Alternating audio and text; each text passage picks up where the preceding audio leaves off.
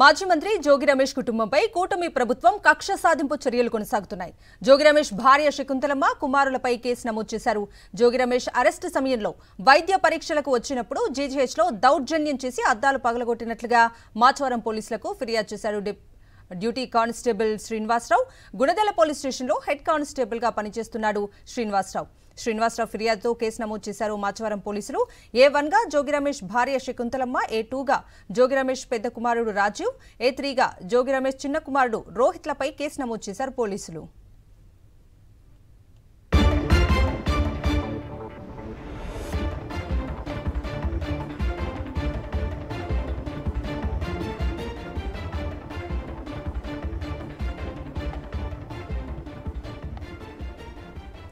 ఇదే అంశానికి సంబంధించి ఓవరాల్ అప్డేట్స్ అందించడానికి మా ప్రతినిధి అశోక్ జాయిన్ అవుతున్నారు. అశోక్, కవిత, గడిచిన ఏడాదిన్నర కాలంగా వైఎస్ఆర్సీపీ సంబంధించిన మాజీ మంత్రి జోగి రమేష్ను కూటమి ప్రభుత్వం టార్గెట్ చేస్తుంది. ఇందులో భాగంగానే నకిలీ మద్యం కేసుతో అసలు ఏమాత్రం సంబంధం లేకపోయినప్పటికీ కూడా అక్రమంగా కేసులో ఇరికించి జోగి రమేష్తో పాటు జోగి రమేష్ సోదరుడు రామును కూడా నిన్న అరెస్టు చేసి జైలుకు పంపించారు. అయితే ఇంతటితో ఆగకుండా జోగి రమేష్ కుటుంబాన్ని పూర్తిగా టార్గెట్ చేసిన నేపథ్యంలో జోగి రమేష్ భార్య శకుంతలాదేవితో పాటు ఆయన ఇద్దరి కుమారులపై కూడా తాజాగా కేసు నమోదు చేశారు. నిన్న ఉదయం నుంచి కూడా సాయంత్రం వరకు కూడా జోగి రమేష్ అరెస్టుకు సంబంధించి ఒక హైడ్రామా నడిచింది. అరెస్టు చేసిన తర్వాత ఎక్సైజ్ కార్యాలయానికి తీసుకొచ్చి అక్కడి నుంచి కోర్టులో ప్రవేశపెట్టడానికి దాదాపుగా 12 గంటల పాటు ఒక హైడ్రామా నడిపించారు. ఆ తర్వాత ఏదైతే ఎక్సైజ్ కార్యాలయం ఉందో అక్కడి నుంచి విజయవాడ ప్రభుత్వ ఆసుపత్రికి తరలించిన తర్వాత అక్కడ వైద్య పరీక్షలు నిర్వహించారు. ఆ సమయంలో జోగి రమేష్ను కలిసేందుకు ఆయన కుటుంబ సభ్యులతో పాటు పెద్ద సంఖ్యలో వైఎస్ఆర్సీపీ కార్యకర్తలు కూడా ఆసుపత్రికి తరలివచ్చిన పరిస్థితి. దీంతో వారందరినీ కూడా పోలీసులు అడ్డుకునే ప్రయత్నం అయితే కూడా చేశారు.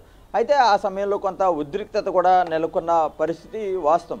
కానీ ఈ ఘటనకు సంబంధించి ఆసుపత్రికి సంబంధించిన అద్దాలను ధ్వంసం చేశారంటూ కూడా జోగి రమేష్ భార్య అలాగే ఇద్దరి కుమారులపై కూడా కేసు నమోదు చేశారు. అక్కడ డ్యూటీలో ఉన్న సిబ్బంది ఎవరైతే హెడ్ కానిస్టేబుల్ శ్రీనివాసరావు ఉన్నారో ఆయన మాచవరం పోలీస్ స్టేషన్లో ఫిర్యాదు చేశారు.